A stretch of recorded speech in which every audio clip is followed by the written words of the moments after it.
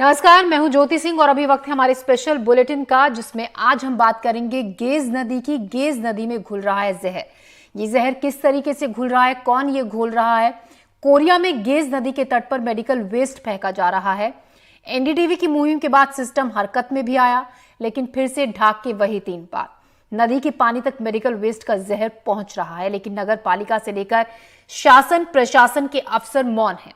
कचरा निस्तारण की मशीनें ठप पड़ी हैं और इन सब लापरवाही का नतीजा एक नदी भुगत रही है। तस्वीरें आप देख सकते हैं, नदी के किनारे की ये तस्वीरें, और सीधा असर लोगों के स्वास्थ्य पर पड़ रहा है। तो आज हम गेज नदी में घुल रहे इसी जहर पर बात करेंगे।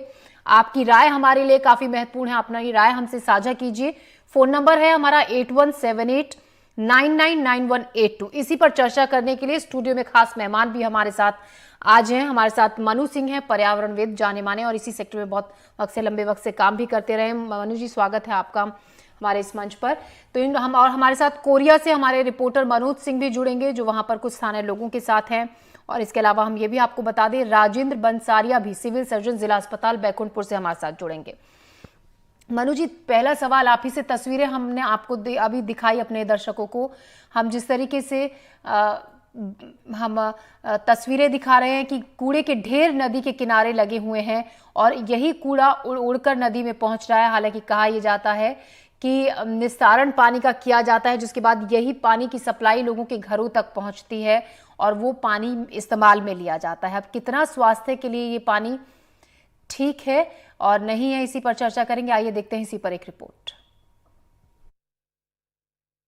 इस समय हम मौजूद हैं तलवापारा स्थित गेज नदी के पास तट पर, और इससे पहले हम ठीक 1 महीने पहले 14 मार्च को यहाँ पर आए थे, जहाँ पर जो है मेडिकल वेस्ट कचरा फेंका जा रहा था, जिसकी खबर हमने प्राथमिकता से दिखाई। उसके बाद जांच टीम भी आई, जांच भी की गई और उसको पाटा गया। और ठीक हम देखेंगे 1 महीने बाद जो है फिर हम इस स्थिति पे आए हैं और देख रहे हैं कि यहाँ पे मेडिकल वेस्ट कचरा फेंका गया है। मैं बोलूँगा कि कैमरामैन जो है मेडिकल वेस्ट कचरा को दिखाएं। ये जो कचरा है, ये मेडिकल वेस्ट कचरा, इसमें फिर से वो सिरिंज वगैरह जितने भी मेडिकल वेस्ट कचरा फिर यहाँ फेंका गया है। और ठीक हम लापरवाही की बात करें तो फिर हम देखेंगे, ठीक मेरे पीछे आप देखेंगे कि शहर का पूरा कचरा, ये पूरा कचरा को फेंक करके जलाया जा रहा है और यहाँ पे जो गाय हैं वो गाय पूरे कचरे को खा रहे हैं। कितनी बड़ी लापरवाही। और ठीक जस्ट बगल में गेज नदी है, जिसका पानी शहर के लोग पीते हैं, मतलब शहर के लोग जहर पीने को मजबूर है, हम ये कह सकते हैं। और इस पे शासन अभी तक कोई भी कार्रवाई नहीं कर रही, ये बहुत बड़ी लापरवाही। अब देखने वाली बात ये होगी कि इस और प्रशासन का ध्यान कब जाता है। एनडीटीवी के लिए कोरिया से मनोज सिंह की रिपोर्ट।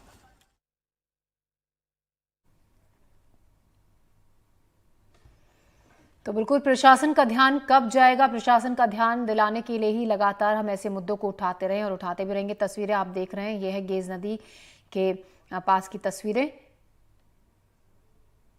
खतरा है। निरंतर यहाँ पर की जानकारी जिला प्रशासन को, नगर पालिका प्रशासन को और यहाँ के जनप्रतिनिधियों को फेसबुक, व्हाट्सएप, न्यूज़पेपर में आपके खबरों के जरिए निरंतर मैं आवाज़ यहाँ की उठाता गया, उनको खबर करता गया हूँ। पर मेरे समझ में नहीं आ रहा कि इस छोटी सी समस्या है यहाँ की, इसको तार घेराव की, ये क्यों नहीं करवा पा रहे हैं यहाँ के जनप्रतिनिधि। आप देखेंगे बगल में मेडिकल वेस्टेज कचरा को अब 2 दिन पहले फिर लाके डाला गया है। पूरे गांव की गाय, पहले खाली शहर की गाय को आप देखे होंगे कि पन्नी खाती थी। हमारे नगर पालिका के सौजन्य से, उनके इस गैर रवैये के चलते अब गांव की भी गाय कचरा खाने को मजबूर है। बगल में गौठान बना हुआ है, वहाँ की भी गाय को जब ढीला जाता है पानी पिलाने के लिए, चराने के लिए, तो वहाँ की गाय भी यहीं का कचरा खा रही है। वैसे आपको बता दूं, पूरे प्रदेश में बायोमेडिकल जो प्रोडक्ट है उसको पूरी तरह से उसको डिस्ट्रॉय करने के लिए, उसको निपटान करने के लिए हमारे सभी हॉस्पिटलों में उसकी व्यवस्थाएं हैं।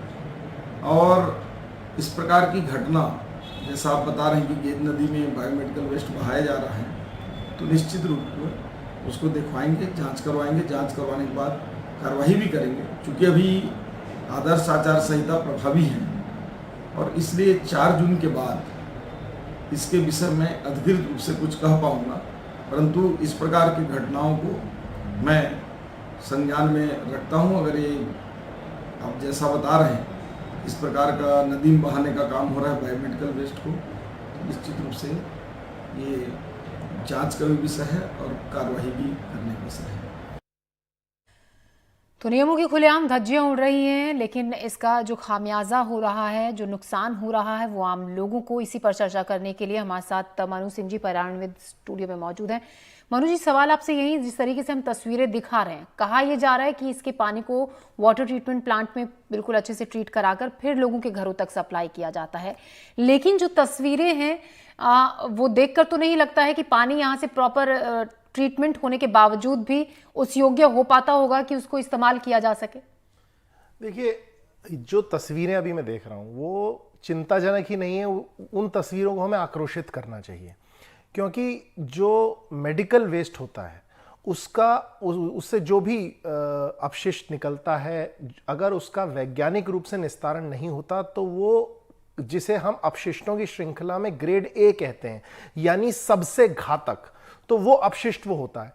अगर उसका निस्तारण ठीक से नहीं हुआ, और जिस तरह से आप देख रहे हैं वहां पे पशु खुलेआम घूम रहे हैं उसी वेस्ट के साथ, मैं देख रहा हूं कि वहां पर उसका जो संग्रहण है यानी सेग्रीगेशन है वो हुआ है, क्योंकि अलग अलग रंग की थैलियों में वो दिख रहा है, लेकिन उसके बाद फेंका गया है। यानी इसमें कहीं ना कहीं या तो प्राइवेट अस्पताल हैं जो जिम्मेदार हैं सीधे तौर पर, या वहां का प्रशासन सीधे तौर पर जिम्मेदार है। और ये इतना खतरनाक होता है कि जब भी कोई नई महामारी आती है तो हम उस पर चिंता करते हैं कि कैसे ये पशुओं से मानवों पर आ गई है।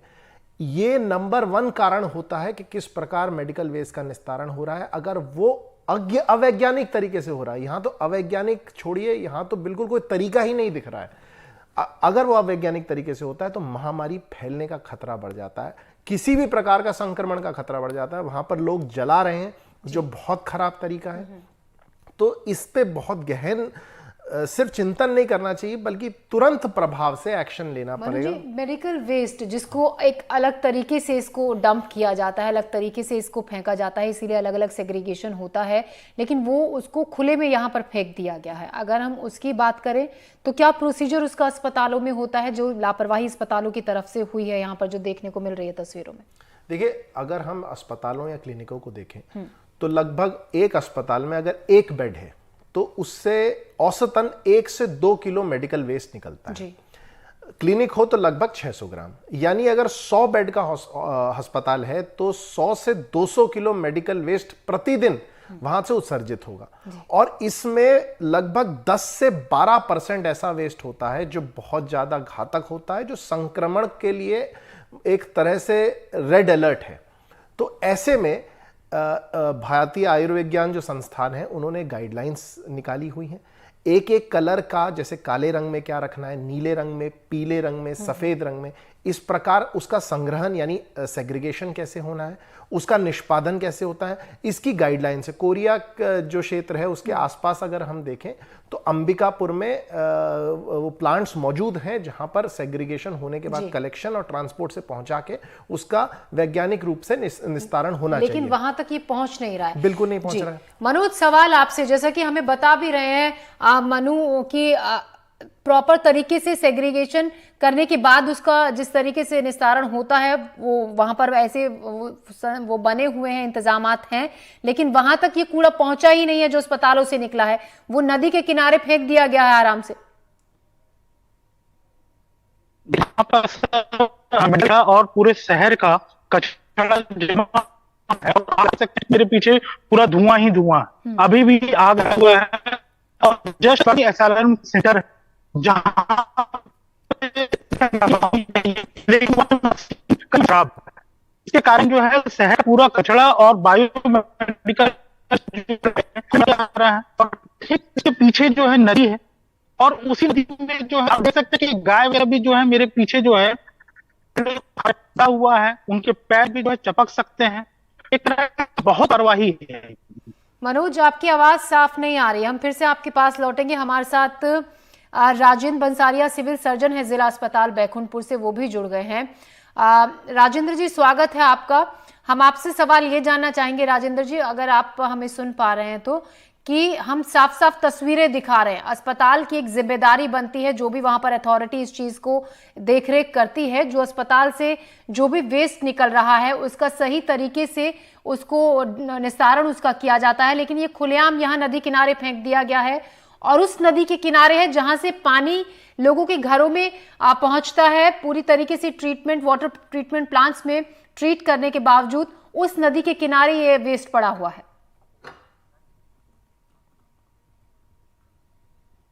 राजेंद्र जी, आप तक आवाज हमारी पहुंच रही है, तो सवाल आपसे ये है, जो तस्वीरें हम दिखा रहे हैं, गेज नदी के किनारे की ये तस्वीरें हैं जहां पर अस्पतालों से निकलने वाला जो वेस्ट है वो पड़ा हुआ है खुलेआम, जो कि यहां नहीं डाला जाना चाहिए था।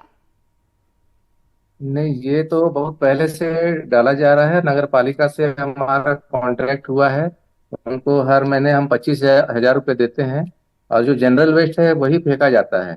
बाकी जो बायोमेडिकल वेस्ट है वो अंबिकापुर जाता है, वो तो एक दिन के अंतराल में जाता है, वो बना हुआ है, हर पन्नियों में बट के जाता है। लेकिन अस्पताल से जो कचरा निकलता है वो भी लगभग ये डायपर रहते हैं, कई बार भोज पदार्थ रहते हैं, बॉटल रहते हैं, तो वो भी बहुत सारा उस जगह में फेंका जा रहा है। लेकिन हम नगर पालिका को दे देते हैं इसको डिस्पोज करने के लिए, हम अपनी तरफ से डिस्पोज नहीं करते हैं वहां पे। राजेंद्र जी, लेकिन आप ये कह रहे हैं कि ये सालों से हो रहा है, नगर निगम के साथ अस्पताल का बाकायदा कॉन्ट्रैक्ट होता है, जिम्मेदारी उसकी होती है, आप खुद कह रहे हैं कि आपको पता है, लेकिन क्या कभी आपने ये सवाल उठाने की या इस तरफ ध्यान दिलाने की कोशिश नहीं की कि यहां से जहां ये पहुंचना चाहिए था ये वेस्ट, वहां आखिर क्यों नहीं पहुंच रहा है, इस तरीके से क्यों डंप कर दिया गया है? नहीं, बायोमेडिकल वेस्ट जो निडिल है, बॉटल है, और जो आईवी ड्रिप है, बहुत सारे जो घातक चीजें हैं, वो तो अंबिकापुर चला जाता है। लेकिन राजेंद्र जी, जाता नहीं है ना, आप कह रहे हैं चले जाता है, लेकिन तस्वीरें हम दिखा रहे हैं, हम तस्वीरें दिखा रहे हैं, खुले में वो सारा वेस्ट पड़ा हुआ है, जो बहुत ज्यादा घातक है। हमारे साथ एक्सपर्ट भी स्टूडियो में बैठे हैं, पर्यावरणविद मनु सिंह, जो बता रहे हैं कि किस तरीके से ये जानलेवा साबित हो सकता है लोगों की सेहत के लिए। मनोज, आप लगातार यहां से तस्वीरें पहुंचाते रहे हैं, यहां पर लोगों से बातचीत करते रहे हैं, जिम्मेदारी नगर निगम की बनती है, उसके साथ बाकायदा अस्पतालों का कॉन्ट्रैक्ट है, जो कि बता रहे हैं अभी राजेंद्र बंसारिया जी। तो ऐसे में लापरवाही किस स्तर पर मानी जाए, और किसकी लापरवाही?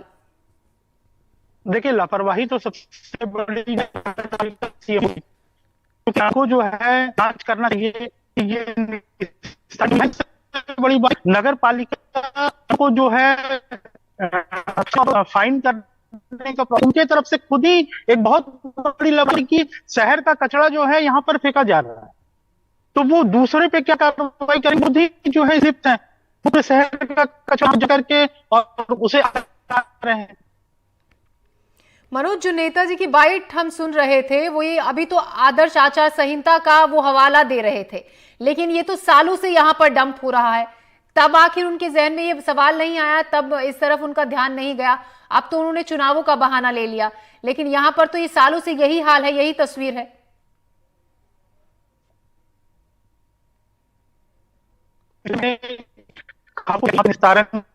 मनोज, आपको हम सुन नहीं पा रहे हैं, आपकी बात, हम आपसे फिर से आपके पास लौटेंगे, आपकी आवाज साफ नहीं आ रही है।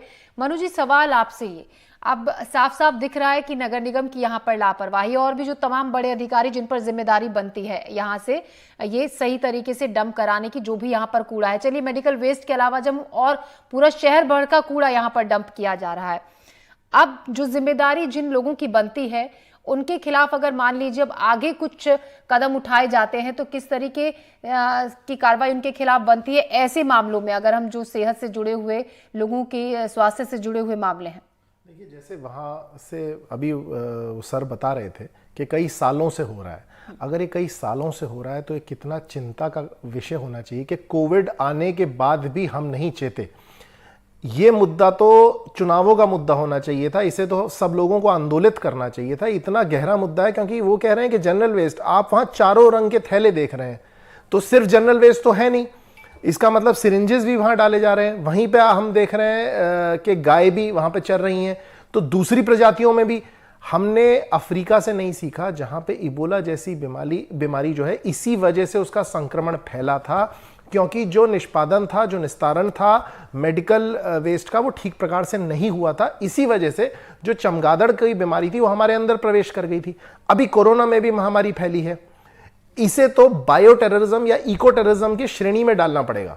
इसकी तो इतनी कड़ी सजा होनी चाहिए, क्योंकि हमें अभी इतना अनुसंधान ही नहीं है हमारा कि कोई बीमारी कैसे हमारे अंदर प्रवेश करती है। आने वाले समय में क्या पता यही इसी क्षेत्र से कोई बीमारी पानी के मार्ग से हमारे अंदर आ जाए और पूरे विश्व को फिर में त्रासदी लाए। ये बायो टेररिज्म है, ये इको टेररिज्म है, खुले तौर पे कह रहा हूं। और ये सब चुनाव का मुद्दा होना चाहिए। ये कह के नहीं टालना चाहिए कि अभी आचार संहिता लगी हुई है। तो लापरवाही तो हर बार इस तरीके के मामलों में देखी जाती है मनु जी। लगातार हम दिखा रहे हैं तस्वीरें जो कि चौंका देने वाली तस्वीरें हैं।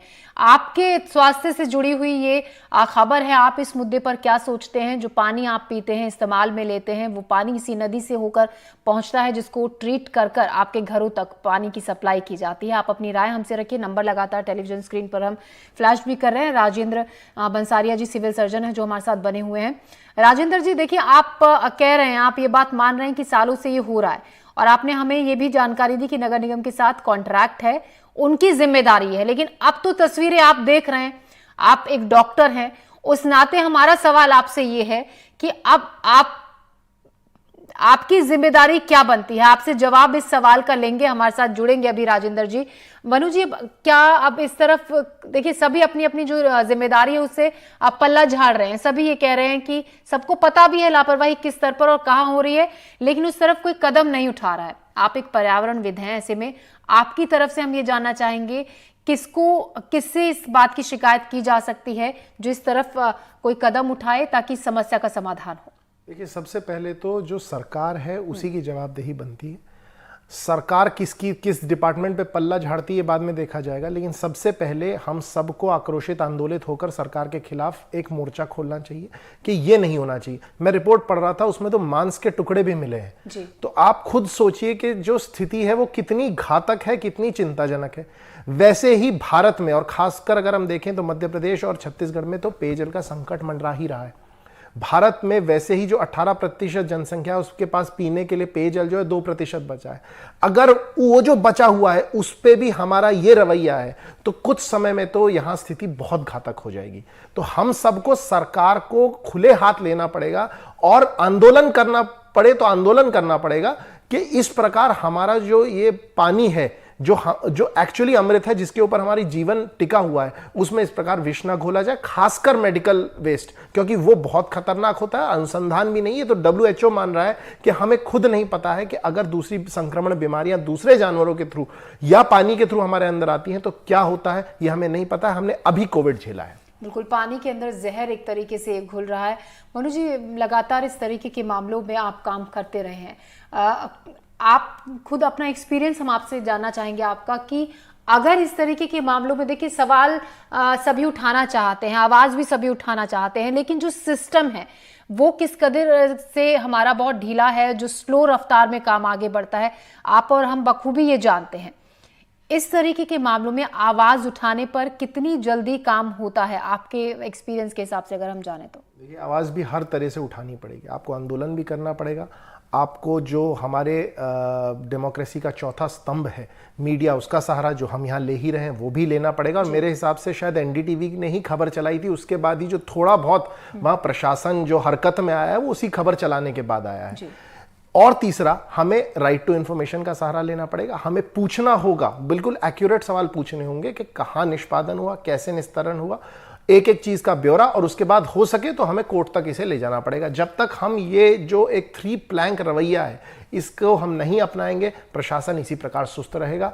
और हमें ये मानना पड़ेगा कि प्रशासन हमसे अलग नहीं है, हमारा ही एक्सटेंशन है। हम उसे एक अलग एंटिटी के रूप में नहीं देख सकते। अगर हमें प्रशासन से कुछ भी रिजल्ट चाहिए तो हमारा भी उतना ही योगदान होना चाहिए। सिर्फ महज वोट डाल के 5 साल शांत बैठ जाना, ये किसी भी सिटीजन का काम नहीं है। हमें अपने बच्चों के बारे में सोचना है, अपने स्वास्थ्य के बारे में सोचना है। आवाज उठानी होगी और इस तरफ तेजी से कदम भी उठाने होंगे, जरूरी प्रशासन की नींद खोलनी होगी। मनु जी, आप ये भी बता रहे थे कि जो ट्रीटमेंट प्लांट्स यहाँ पर हैं वो पूरी तरीके से सही तरीके से काम नहीं कर रहे हैं, खराब हैं, ठप पड़े हैं। देखिए, ज्यादातर मैं देख रहा हूं कि जो ट्रीटमेंट प्लांट्स हैं वो खराब है, उनको ठीक करना होगा। लेकिन उससे ज्यादा जो प्रॉब्लम आती है वो फर्स्ट स्टेज में आती है कि ठीक प्रकार से उसका जो संग्रहण यानी सेग्रीगेशन होता है वो नहीं हो पाता है। दूसरा, प्राइवेट हॉस्पिटल्स और जनरली जो देखा जाता है कि प्राइवेट हॉस्पिटल, यही समस्या आपने देखी सिलीगुड़ी में थी, जहां बच्चे जो हैं वो नीडल्स बिन रहे थे वेस्ट में से। तो ये समस्या पूरे भारत में है, सिर्फ यहाँ कोरिया का इलाका नहीं है कि जहां ये समस्या है। तो इस पूरी समस्या को अगर देखना है तो दोबारा हमें एक वैज्ञानिक रूप से इसका निष्पादन हो, और साथ ही साथ अकाउंटेबिलिटी जो है वो लोकल प्रशासन की तय होनी चाहिए। और मैं फिर ये बात कहूंगा, हालांकि ये अतिशोक्ति लगती है, लेकिन इस सब को अगर ये निष्पादन ठीक से नहीं हो रहा, इस प्रकार की घटनाएं सामने आ रही हैं, तो उसे इको टेररिज्म या बायो टेररिज्म की श्रेणी में हमें डालना चाहिए और उन लोगों पे तुरंत कार्रवाई करनी चाहिए, क्योंकि अकाउंटेबिलिटी और त्वरित कार्रवाई यही वो तरीका है जिससे प्रशासन पर नकेल कसी जा सकती है। बिल्कुल, तुरंत कार्रवाई उन लोगों के खिलाफ होनी चाहिए जो नगर निगम जो कॉन्ट्रैक्ट लेकर पैसे लेकर बैठा है अस्पतालों से, और शहर भर का कूड़ा जो एक शहर से बहुत दूर डंप किया जाता है, एक जगह उसके लिए है, उसको नदी किनारे पर डंप कर दिया जाता है। मनु जी, यहाँ पर देखिए जो तस्वीरें हम देख रहे हैं, हर तरीके से नुकसान तो हो ही रहा है, लेकिन जो कूड़ा वहां पर जलाया जा रहा है जो कि पूरी तरीके से गैर कानूनी है, वो कहीं ना कहीं हवा में भी जहर घोल रहा है। तो कई तरीके का पोल्यूशन इसकी वजह से हो रहा है। जल प्रदूषण तो बढ़ ही रहा है, वायु प्रदूषण बढ़ रहा है लोगों में, क्योंकि बहुत ज्यादा वहां पर जगह जगह पर प्लास्टिक जलाए गए हैं, कूड़े को जलाया जा रहा है, जो कि प्रदूषण की बड़ी वजह भी बन रहा है। जी, और ये बहुत खतरनाक होता है, खासकर आप एक तो प्लास्टिक, ऊपर से वो प्लास्टिक जिसमें कोई संक्रमण रहा हो, उसको जब हम जलाते हैं तो एक तो वो आधा जलता है, और आधा जलने के साथ साथ वो महीन हो जाता है, एक तो माइक्रोप्लास्टिक्स आ जाते हैं, दूसरा वो महीनता जब भी उस पर पानी पड़ेगा, जैसे वर्षा होगी, वो मिट्टी के अंदर प्रवेश कर जाता है, वो नदियों में चला जाता है, और सीधे तौर पर हमारे स्वास्थ्य के लिए एक बहुत घातक खतरा के रूप में उसका निर्माण हो जाता है। दूसरा, उससे जो गैसें निकलती हैं वो बहुत ही अति विषाक्त होती हैं। एक तो सीधे तौर पर वो हमारे ऊपर असर डालती हैं, हमारे फेफड़ों की जो प्रतिरक्षा जिसे इम्यूनिटी कहते हैं उसको कॉम्प्रोमाइज करती हैं, और साथ ही साथ जब वर्षा होती है तो एसिड रेन होती है, और ये जो तेजाबी बारिश होती है इसकी वजह से भी न केवल हमारी प्रजाति पे बल्कि हर प्रजाति पर बहुत नकारात्मक प्रभाव पड़ते हैं। अभी कुछ दिन पहले ही मैंने पढ़ा था कि भारत कैंसर कैपिटल बन रहा है, पूरे विश्व में सबसे ज्यादा जो कैंसर के केसेस हैं वो भारत में है, और आने वाले वर्ष में इसमें बहुत तेजी से इजाफा हो रहा है। क्या ये भी एक बड़ी वजह मानी जाए, क्योंकि पहले हम इतनी बड़ी बड़ी बीमारियों के नाम बहुत इक्का दुक्का लोगों में सुना करते थे और बहुत कम, अब हर दूसरे शख्स में ये बड़ी बीमारियां देखी जा रही हैं और बहुत जल्दी जल्दी ऐसे मामले सामने आ रहे हैं। क्या ये भी एक बड़ी वजह मानी जाए जो हम हर चीज में जहर खुल रहा है, खाने पीने की चीजों में, हवा में, क्या ये भी एक बड़ी वजह ऐसी बड़ी बीमारियों के लिए माना जा सकता है?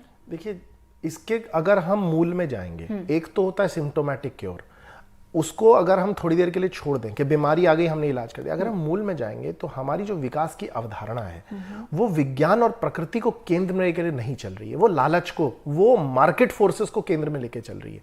और जब भी ऐसा होता है तो प्रकृति से हमारा पलायन होता जा रहा है, विज्ञान से हमारा पलायन। हम देख रहे हैं प्रकृति का कितना नुकसान यहां हो रहा है, और अपशिष्ट का जो निर्माण हो रहा है मेडिकल क्षेत्र में उसका किस प्रकार अवैज्ञानिक रूप से निस्तारण हो रहा है। तो जब भी हम विज्ञान और प्रकृति से पलायन करेंगे और सिर्फ लालच को केंद्र में रखकर सोचेंगे, सिर्फ एक ऐसी इकोनॉमी जो एक नंबर्स के अराउंड बेस्ड है उसको, उसके ही विकास के बारे में सोचेंगे, तो ये अवधारणा से न केवल प्रकृति जो बाह्य है उसका नुकसान होगा, बल्कि जो आंतरिक प्रवृत्ति है, जो हमारा स्वास्थ्य है, और स्वास्थ्य में मैं दोनों बातें कर रहा हूं, सिर्फ हमारा फिजिकल नहीं बल्कि हमारा मेंटल, वो दोनों जो स्वास्थ्य है उस पर बहुत नकारात्मक प्रभाव पड़ेगा, हमारी आने वाली नस्लों को तबाह कर देगा। हमारी कोशिश मनु जी यही है कि लोग जागें, इस तरफ आवाज उठाएं, तभी कुछ होगा, नहीं तो कुछ नहीं होगा। मनु जी, जाते जाते हम ये भी चाहेंगे कि आप लोगों से अपील करें कि इस तरफ कुछ ना कुछ करें, और क्या आपको लगता है लोगों की सोच बदली है, अब जागरूक हुए हैं लोग?